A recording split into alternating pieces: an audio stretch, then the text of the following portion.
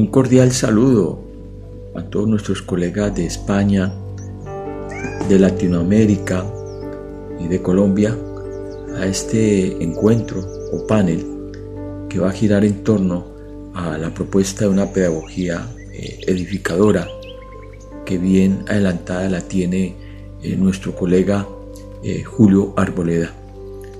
Precisamente mi trabajo en el día de hoy centra en rescatar estos encuentros entre una reflexión crítica, pedagógica, reflexiva en torno a lo que es la pedagogía desde el punto de vista afectivo, sintiente,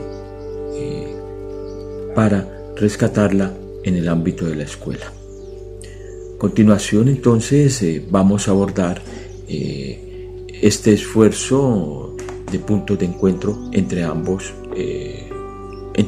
posturas. ¿Qué relación podemos encontrar entre una ontología crítica y hospitalidad en la formación del mundo escolar con una pedagogía edificadora, en concreto con el ser sintiente de un ser consciente? En otras palabras, de una capacidad de sentir de lo que se es consciente, de ese ser que es sinónimo de ser sintiente como experiencia.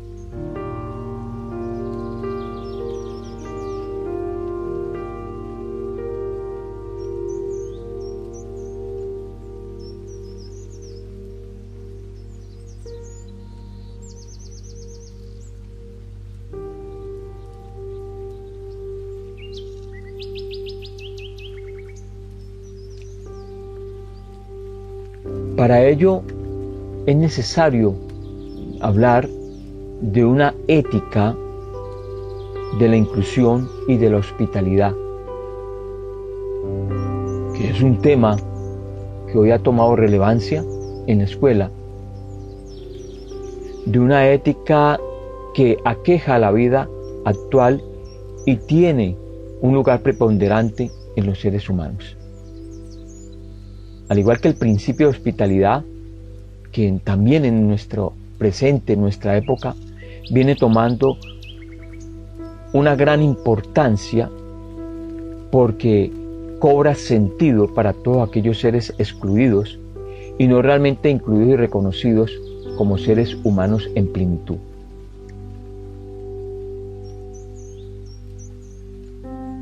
Hacer frente a estas temáticas como un desafío para el mundo de la escuela pasa por este compromiso ético de inclusión y de hospitalidad en la formación de los sujetos educando en el cultivo de un pensamiento crítico y de una acción democrática real de los mismos, en lo que sería la construcción de una actitud ética, en lo que sería la construcción de un pensamiento crítico, retomando a Kant, con el propósito de construir pensamiento por sí mismo, tal como lo destaca él en su texto de la pedagogía.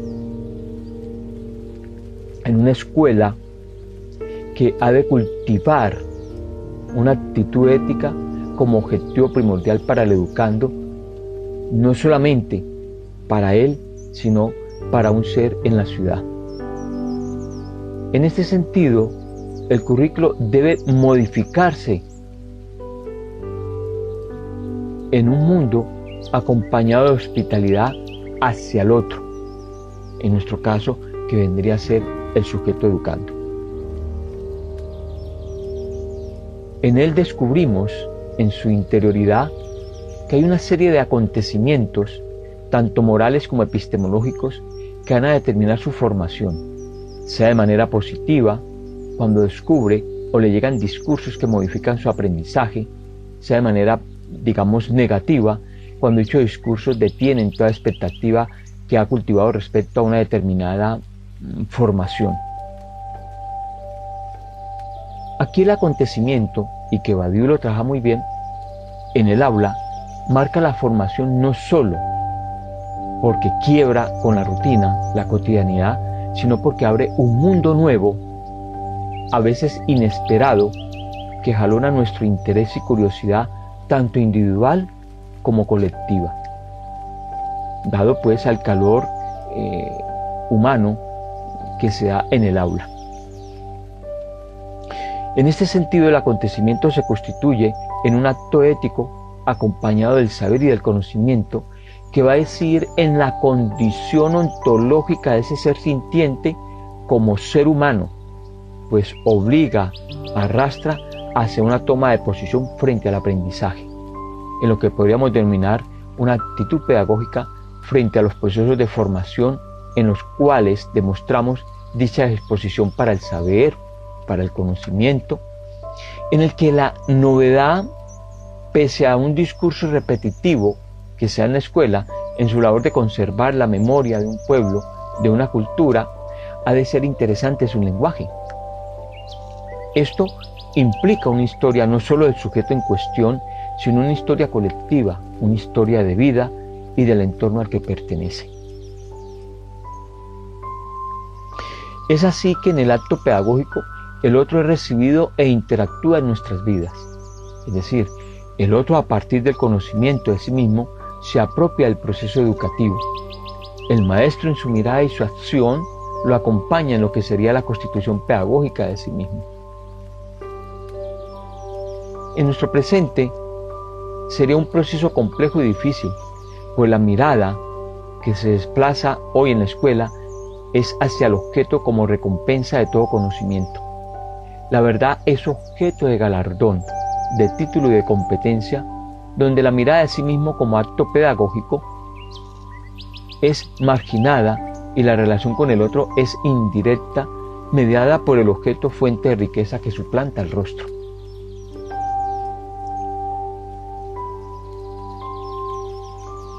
La ética, en esta suplantación del rostro, busca precisamente una acogida hospitalaria, que Derrida lo trabaja en sus últimos trabajos y de manera responsable en un cara a cara que se puede reflejar en los diversos textos de Lévinas. En una relación que quizás podemos decir entre iguales y quizás libres en el mundo del ámbito escolar. Esa relación con el otro es saber cuál es su condición, su mirada, su rostro ontológicamente como ser viviente o sintiente. Más que la mera tolerancia, más que la alteridad, más que la totalidad, más que la diversidad, más que el ruido, más que la escucha y la propia palabra, más que reproducir conocimiento. En este sentido, la pedagogía hospitalaria tiene un principio de creación y acogimiento del sujeto como ser consciente, como ser vital. Esto implica que el otro se involucra en mi horizonte de vida y en mi manera de vivir y de ver el mundo, accediendo al ser humano. Otros dirían, entre comillas, a la humanidad. En conjunto, el otro es aceptado y no simplemente reconocido. Al relacionarme con el otro, me involucro en otros horizontes de vida desde el punto de vista fenomenológico, que puedo o no incorporar y hacerlos parte de mi mundo en el ámbito escolar. Es cuando el otro entra en mi escenario vital, en mis asuntos, en mi visión de mundo, en mi memoria, en mi formación. Por eso el otro, la cultura, el aprendizaje, han de permanecer frescos en el recuerdo frente a unas sociedades del olvido, del mero goce instantáneo y del enfermizo consumismo que evita el compromiso, que es apática y destaca lo insignificante. Es lo que Foucault tanto cuestionó en sus trabajos, ser objeto sutil del poder y del saber que cruza el pensamiento y el comportamiento de los sujetos, hoy en crisis espiritual y que ha afectado a las culturas y pone en entredicho lo que hasta ahora se ha construido acompañado por una profunda y absurda desigualdad social tanto en pueblos pobres y atrasados como al interior de pueblos ricos.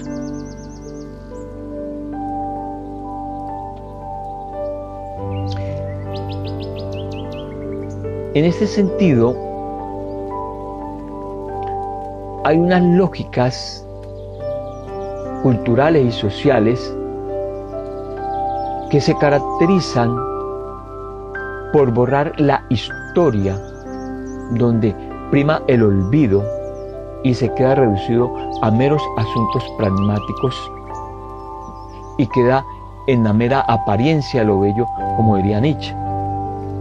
Ante esta situación, muchos optan por una mirada embriagadora de la comunicación para soslayar el vacío que los otros dejan en nuestro mundo.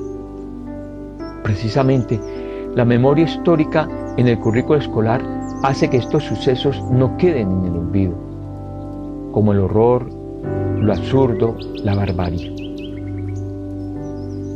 Lo que permite saber, en buen sentido, quiénes somos, qué hemos sido, como también quién es el otro a través de su riqueza histórica y de su radical disenso, principio de realización, el cual reconozco en medio de su plural, en medio de una pluralidad, si quiere decírsele cultural. Esto último, la educación se asume como una praxis que nos liga a una memoria, a una tradición, a una pertenencia, en la que los demás, incluso los extraños, son parte fundamental de lo que somos, y permite fluir sin mayor contratiempo en nuestra historia, que puede ser la historia de nosotros. En una mirada del otro, donde prima la acción educadora del pensamiento, en el cual es acogido y recibido hospitalariamente, cuando el encuentro que se da reporta un beneficio mutuo, sin que tengamos que borrarnos a nosotros mismos. Lo que nos lleva de nuevo al ejercicio de la comprensión de lo que somos. De ahí que la historia que se construya tenga su debida importancia en el aprendizaje. Es así que la historia es aquella en la que el sujeto está inscrito en la preocupación por sí mismo y por establecer vínculos en medio del disenso.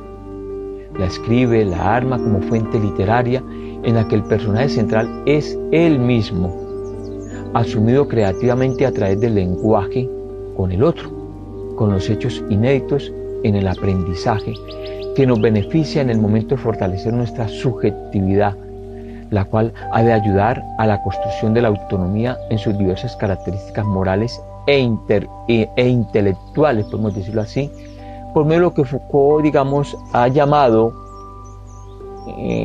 una hermenéutica de sí mismo, escrita en una genealogía que podemos decir que nos ayuda a descubrir quiénes somos en un presente complejo y difícil como el que estamos viviendo. En esta dirección, el diálogo vivo y directo, no mediado por los medios de comunicación, edifica lazos sociales y culturales donde el aprendizaje juega un papel de constructor y de conocimiento del otro, evitando, hasta donde sea posible, el error y la barbarie en las sociedades. De ahí que el diálogo permanente entre memoria y aprendizaje evita el olvido y el error tanto en los sujetos como en los pueblos. La grandeza de esta unión, pues podemos decir que descansa en su creatividad, en su arte, que mantiene vivo el interés por lo que hemos sido y no queremos ser. Así la subjetividad, en la escuela, se puede construir a partir de esta reflexión de orden psicagógico y pedagógico. Pensar al otro en el recuerdo para poder pensarme. En otras palabras, en el otro me percibo, me conozco como lo que soy. Es así que en el otro hay un acto de aprendizaje, de formación, como ser humano, como ser sintiente, y en este caso como ser consciente de sí mismo desde una postura ontológica.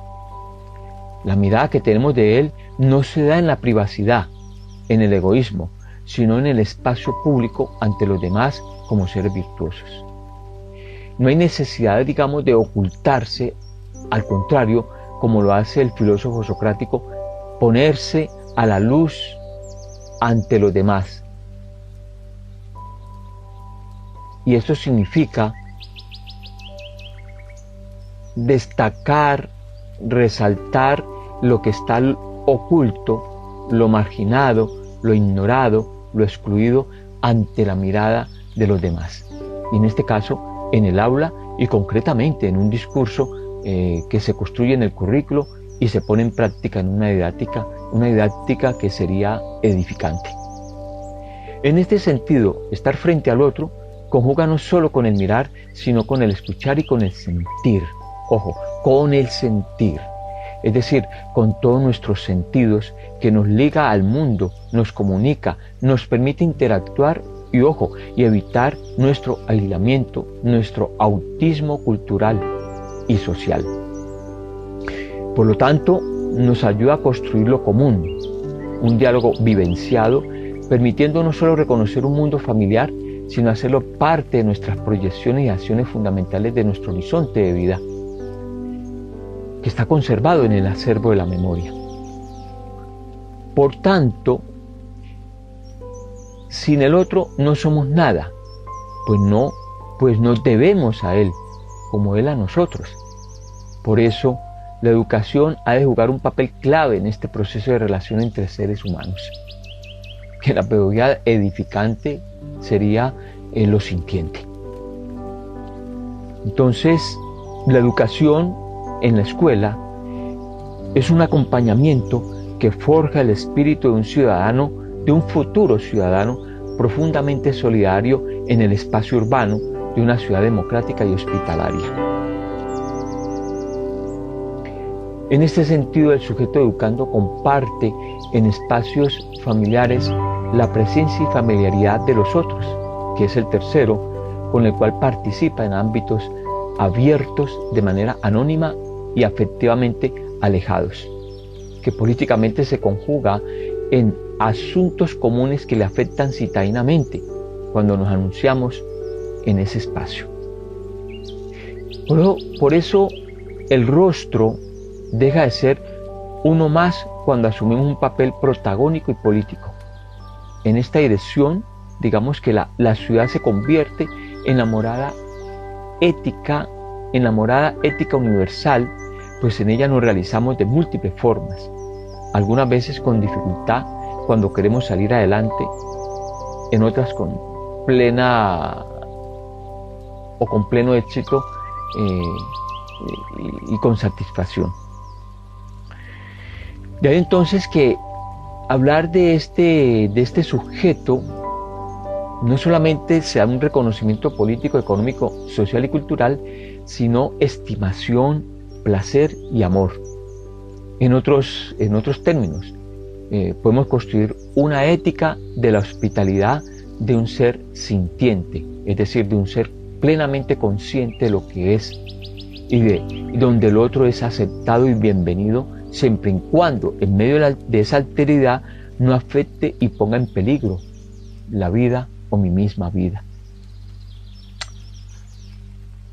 Una ciudad hospitalaria de seres hospitalarios formados hospitalariamente en la escuela implica espacios de confianza, de seguridad y tranquilidad para quienes la habitan. Es por eso que precisamos de esos seres que invitan a la construcción de espacios vitales y democráticos y justos. Para ir resumiendo, los procesos educativos precisan de un sujeto con actitud ética en la escuela que sepa asumir ontológicamente, como ser sintiente, su autonomía.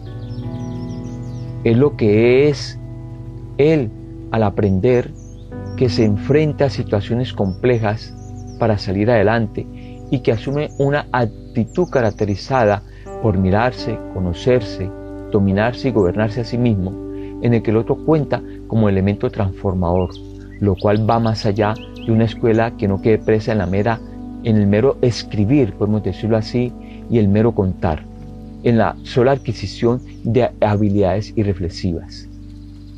En gran medida podemos decir que la educación debe persistir en la pregunta ontológica de lo que somos en medio de la crisis espiritual en la que está sumido el mundo, en especial Occidente.